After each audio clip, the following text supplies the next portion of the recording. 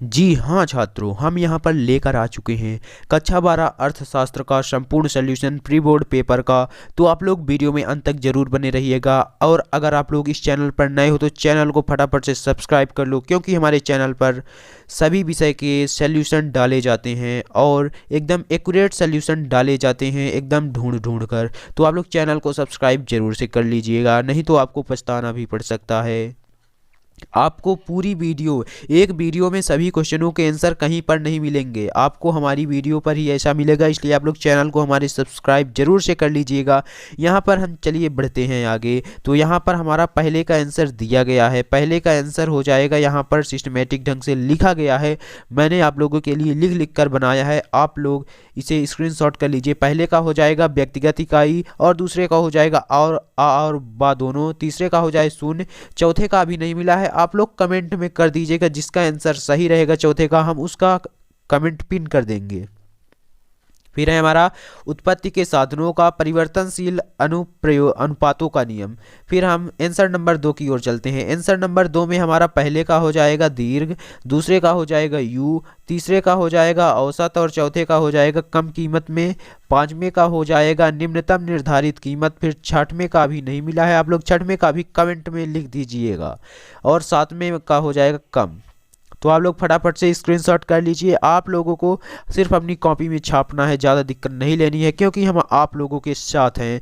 फिर यहाँ पर हमारा क्वेश्चन नंबर 3 है। क्वेश्चन नंबर 3 का आंसर यहाँ पर दिया गया है, साम्य कीमत, मांग और पूर्ति, औसत संप्राप्ति, कुल संप्राप्ति अपॉन मात्रा, कुल संप्राप्ति यानी कीमत इंटू मात्रा, द्विधिकार का हो जाएगा दो विक्रेता, समष्टि अर्थशास्त्र का क्षेत्र होता है व्यापक, मैक्रो आय तथा रोजगार का सिद्धांत। तो आप लोगों को इसे फटाफट से स्क्रीनशॉट कर लेना है। फिर हमारा अगला आ जाता है क्वेश्चन नंबर 4। तो यहाँ पर एक वाक्य में लिखना है हमें, तो यहाँ पर हम सभी के आंसर बताने वाले हैं। जीएनपी का पूर्ण रूप, जीएनपी का पूर्ण रूप पूछा गया है, तो आप लोगों को जीएनपी का पूर्ण रूप लिखना है ग्रॉस नेशनल प्रोडक्ट, ये इंग्लिश में होता है ग्रॉस नेशनल प्रोडक्ट, यानी सकल राष्ट्रीय उत्पाद या शुद्ध राष्ट्रीय उत्पाद।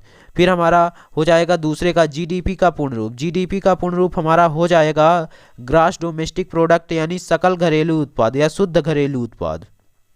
फिर हमारा क्वेश्चन नंबर 3 है, पीएनबी का पूर्ण रूप हमें लिखना है, तो पीएनबी का पूर्ण रूप हो जाएगा पंजाब नेशनल बैंक। फिर आरबीआई का पूर्ण रूप लिखना है, तो आप लोगों को यहाँ पर आरबीआई का पूर्ण रूप रिजर्व बैंक ऑफ इंडिया हो जाएगा। फिर हमारा चौथा है, आय में परिवर्तन के कारण सीमांत बचत प्रवृत्ति की परिभाषा पूछी गई है, तो आप लोगों को इसका आंसर हो जाएगा आय में परिवर्तन के कारण बचत में परिवर्तन के अनुपात को सीमांत बचत प्रवृत्ति कहते हैं। तो आप लोग इसे फटाफट से स्क्रीनशॉट कर लीजिए, या आप लोग वीडियो को पॉज करके डायरेक्ट नोटबुक में लिखेंगे तो ज़्यादा अच्छा रहेगा, क्योंकि हम वीडियो में बताते भी हैं कहाँ कैसे लिखना है। तो आप लोग ज़्यादा बेटर यही रहेगा कि आप लोग वीडियो को पॉज कीजिए और लिखिए और वीडियो को देखिए। फिर यहाँ पर सातवें का हो जाएगा, ऐसी अभिव्यक्तियां हैं जिसमें अंतर्राष्ट्रीय व्यापार व्यवस्था में किसी अंतर्राष्ट्रीय पूंजी का हस्तक्षेप ना हो, बंद अर्थव्यवस्था कहते हैं। तो आप लोग फटाफट से इसे स्क्रीनशॉट कर लीजिए, मैं इसे जूम आउट कर देता हूं। फिर हम अगले क्वेश्चन की ओर, सत्य असत्य के आंसर आप लोगों को टेलीग्राम पर मिल जाएंगे, क्योंकि वो 2 लाइन का क्वेश्चन है। इसके आंसर हम जल्द ढूंढ के टेलीग्राम पर अपलोड कर देंगे। इसलिए आप लोग अगर टेलीग्राम पर नहीं ज्वाइन हुए हैं अभी तक, तो टेलीग्राम में ज्वाइन हो जाइए, डिस्क्रिप्शन में लिंक दिया गया है। या इसकी अगली वीडियो, जो बचे हुए क्वेश्चन के आंसर हम नहीं दे पाए हैं इस वीडियो में किसी बस, तो अगले वीडियो में आप लोगों को देखने को मिल जाएंगे। इसलिए आप लोग चैनल को सब्सक्राइब कर लीजिए, ताकि जैसे ही अगली वीडियो आए तो आपके पास नोटिफिकेशन सबसे पहले पहुंच सके। फिर है हमारा यहाँ पर आंसर नंबर 6, बाजार अर्थव्यवस्था। तो इसका आंसर यहाँ पर दिया गया है, आप लोग फटाफट से स्क्रीनशॉट कर लीजिए। बाजार अर्थव्यवस्था ऐसी अर्थव्यवस्था होती है जिसमें निवेश, उत्पादन और वितरण के निर्णय अमूल्य संकेतों द्वारा निर्धारित होते हैं, जो प्राकृतिक रूप से स्वयं ही मांग और आपूर्ति की स्थितियों से उत्पन्न हो। फिर हम यहाँ अगले क्वेश्चन की ओर चलते हैं। हमारा अगला क्वेश्चन था क्वेश्चन नंबर हमारा था अगला, ये उत्तर क्रमांक 6 हो गया, ये फिर उत्तर क्रमांक 7, ये 7वें का आंसर यहाँ पर हो जाएगा। यहाँ ये 7वां है, कुल उपयोगिता को हमें लिखना है तो आप लोग सिर्फ इतनी परिभाषा लिख सकते हैं, प्रोमेयर्स के अनुसार उत्तरोत्तर इकाइयों के उपभोग द्वारा सीमांत तुष्टिगुणों के योग को कुल उपयोगिता। कुल उपयोगिता की परिभाषा पूछी गई है तो आप लोग सिर्फ इतना ही लिख सकते हैं क्योंकि 2 नंबर का क्वेश्चन है, या आप लोग इसे भी लिख सकते हैं क्योंकि आप लोगों को घर में लिखना है, याद नहीं करना है। फिर है हमारा अगला क्वेश्चन, क्वेश्चन नंबर 8 का। क्वेश्चन नंबर 8 का आंसर यहाँ पर दिया गया है, पूर्ण प्रतियोगिता से क्या आशय है। तो पूर्ण प्रतियोगिता की यहाँ पर परिभाषा दी गई है, प्रो लेफ्टविच के अनुसार पूर्ण प्रतियोगिता बाजार की वह अवस्था है जिसमें एक सी वस्तुओं को बेचने वाली बहुत सी फर्में होती हैं और इनमें कोई एक फर्म संपूर्ण बाजार की तुलना में इतनी बड़ी नहीं होती कि बाजार कीमत को प्रभावित कर सके। तो आप लोगों को ये स्क्रीनशॉट कर लेना है या वीडियो को पॉज करके अपने नोटबुक में नोट कर लेना है। फिर हमारा आंसर नंबर 9 है यहाँ पर साम्य मूल्य क्या है। तो आप लोगों को इसे भी लिख लेना है, वस्तु की मांग क्रेताओं द्वारा की जाती है। तो आप लोगों को इसे फटाफट से स्क्रीनशॉट कर लेना है। और अगर आप लोग चैनल पर नए हो तो चैनल को जरूर से सब्सक्राइब कर लीजिएगा, क्योंकि वीडियो बनाने में बहुत मेहनत लगती है, क्वेश्चन ढूंढने में बहुत मेहनत लगती है, कम से कम 5-6 घंटे लग जाते हैं एक विषय के क्वेश्चन के आंसर ढूंढने में। फिर है हमारा अल्पाधिकार की परिभाषा दीजिए। तो अल्पाधिकार की परिभाषा यहाँ पर दी गई है, अल्पाधिकार बाजार का वह ढांचा है जिसमें थोड़ी सी संख्या में विक्रेता होते हैं तथा उनमें काफ़ी मात्रा में परस्पर निर्भरता पाई जाती है। अल्पाधिकार की परिभाषा यहाँ पर दी गई है, आप लोग इसे स्क्रीनशॉट कर लीजिए। फिर हमारा यहाँ पर अगला है, पूंजीवादी अर्थव्यवस्था की महत्वपूर्ण विशेषताएं हमें लिखनी है। पूंजीवादी अर्थव्यवस्था की हमें महत्वपूर्ण विशेषताएं लिखनी है। तो आप लोगों को 2 विशेषताएं लिखनी है, आप लोग इसमें से शॉर्टकट करके भी लिख सकते हैं। जैसे निजी संपत्ति का अधिकार है तो आप लोग यहाँ तक लिख के फिर यहाँ आगे का छोड़ सकते हैं, फिर दूसरा लिख लीजिए उत्तराधिकार का नियम। तो यहाँ पर 2 दिए गए हैं, आप लोग स्क्रीनशॉट कर लीजिए, पूंजीवादी अर्थव्यवस्था की महत्वपूर्ण विशेषताएं।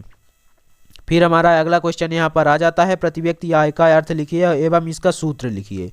तो इसका आंसर हो जाएगा, प्रति व्यक्ति आय की यहाँ पर परिभाषा दी गई है और यहाँ पर सूत्र भी दिया गया है। तो आप लोग फटाफट से स्क्रीनशॉट कर लीजिए। फिर हम अगले क्वेश्चन की ओर चलते हैं। हमारा यहाँ पर अगला क्वेश्चन है वस्तु विनिमय। वस्तु विनिमय की भी परिभाषा यहाँ पर दी गई है। वस्तु विनिमय वह प्रक्रिया है जिसमें कम से कम 2 व्यक्ति अपने वस्तु तथा सेवाओं को एक दूसरे के साथ आदान प्रदान करते हैं। तो आप लोगों को इसे भी स्क्रीनशॉट कर लेना है। फिर है हमारा बजट का अर्थ एवं परिभाषा हमें लिखनी है। तो आप लोगों को इतना बड़ा नहीं लिखना है, जितना बड़ा दिख रहा है मैं आप लोगों को समझा देता हूं कैसे लिखना है, आप लोगों को बस उसी तरह लिख लेना है। आपको पूरे नंबर मिलने वाले हैं जैसे मैं बता रहा हूं, अगर आप लोग वैसे लिखेंगे तो। यहाँ पर बजट की अर्थ एवं बजट का अर्थ आप लोगों से पूछा गया है तो आप लोग यहाँ तक लिख लीजिएगा, या नहीं यहाँ तक लिखना है, पद्धतियों द्वारा किया जाता है। फिर यहाँ पर किसी एक की परिभाषा लिख लेनी है, आपको सभी की परिभाषाएं नहीं लिखनी है। जैसे आप लोग इसकी भी लिख सकते हैं, किसी एक की लिख लेनी है, किसी एक के अनुसार। तो फिर हम अगले क्वेश्चन की ओर चलते हैं। हमारा यहाँ पर अगला क्वेश्चन है, विदेशी विनिमय दर क्या है। तो आप लोगों को इसे भी स्क्रीनशॉट कर लेना है। विदेशी विनिमय दर या विनिमय दर वह दर होती है जिस पर एक करेंसी का दूसरी करेंसी से विनिमय किया जाता है। तो आप लोगों को फटाफट से इसे भी स्क्रीनशॉट कर लेना है। फिर हम अगले क्वेश्चन की ओर चलते हैं। व्यष्टि अर्थशास्त्र की हमें 3 विशेषताएं आप लोगों को पूछी गई हैं। आप लोग यहाँ पर 4 दी गई हैं, आप लोग ऊपर की 3 कर सकते हैं। सरल आप लोगों को कर लेना है, आपको पूरे नंबर मिलने वाले हैं इसमें। आप लोग इसे अच्छे से कर लीजिएगा और स्क्रीनशॉट करते जाइए आप लोग। फिर हमारा यहाँ पर अगला क्वेश्चन है, प्रो मार्शल के पूर्ति की लोच की परिभाषा। पूर्ति की लोच क्या है इसे हमें समझाना है। तो आप लोग यहाँ पर स्क्रीनशॉट कर लीजिए। प्रो मार्शल के अनुसार पूर्ति की लोच से आशय वस्तु की पूर्ति में अनुपातिक परिवर्तन बटे वस्तु की कीमत में प्रतिशत परिवर्तन। आप लोगों को इसे अच्छे से पूरा का पूरा लिख देना है, आपको पूरे नंबर मिलने वाले हैं यहाँ पर। फिर है हमारा यहाँ पर अगला क्वेश्चन, मितव्ययिता का विरोधाभास की हमें व्याख्या करनी है। मितव्ययिता का विरोधाभास की हमें व्याख्या करनी है। आप लोगों को एग्जैक्ट पेपर पर यही क्वेश्चन देखने को मिल जाएगा। आप लोगों को ये यहाँ पर पूरा लिख देना है। हेडिंग आप लोगों को ये वाली लगानी है जो यहाँ पर लगी हुई है, इंग्लिश वाला नहीं लिखना है, आप लोगों को हिंदी वाला मात्र लिख लेना है। फिर यहाँ पर आपको पूरा ये लिख लेना है, आप लोग इसे स्क्रीनशॉट कर लीजिए। फिर हमारा अगला है यहाँ पर बजट का अर्थ। बजट के हमें सरकारी बजट के हमें उद्देश्य लिखने हैं। तो यहाँ पर 5 उद्देश्य दिए गए हैं, मैं आप लोगों को प्रोवाइड कराऊंगा जितने नंबर का क्वेश्चन है। तो यहाँ पर आप लोग पहला उद्देश्य लिख सकते हैं। यहाँ पर आपको पहला उद्देश्य दिख रहा होगा, हिसाब देयता, हिसाब देयता। फिर हमारा अगला अगला उद्देश्य आ जाएगा सरकारी बजट का आय व्यय का अनुमान लगाना, आय व्यय का अनुमान लगाना। और तीसरा हो जाएगा योजना से संबंधित। तो आप लोग इसे भी फटाफट से स्क्रीनशॉट कर लीजिए। फिर हम अगले क्वेश्चन की ओर बढ़ते हैं। यहाँ पर हमारा अगला क्वेश्चन है, मांग की लोच को प्रभावित करने वाले तत्वों के हमें नाम लिखना है। तो यहाँ पर भी जितने नंबर का क्वेश्चन है उतने नंबर के ही उतने पॉइंट हम आपको दिखाने वाले हैं। तो आप लोग यहाँ पर स्क्रीनशॉट करते जाइए, फिर हम आगे इसे बढ़ाते हैं। तो आप लोग इतना स्क्रीनशॉट कर लिए होगा, आप लोग इसे भी स्क्रीनशॉट कर लीजिए। फिर हम अगले क्वेश्चन की ओर चलते हैं। हमारा यहाँ पर अगला क्वेश्चन है, स्थिर एवं परिवर्तनशील लागत में हमें अंतर लिखना है। तो यहाँ पर आप लोगों को अंतर लिख लेना है। आप लोग स्थिर परिवर्तनशील और स्थिर एवं परिवर्तनशील लागत को अलग अलग करके भी लिख सकते हैं, या इसी तरह पॉइंट बनाकर लिख सकते हैं। स्थिर लागत उत्पादन बंद कर देने से पर भी शून्य नहीं होती, जबकि परिवर्तनशील लागत उत्पादन बंद कर देने पर शून्य होती है।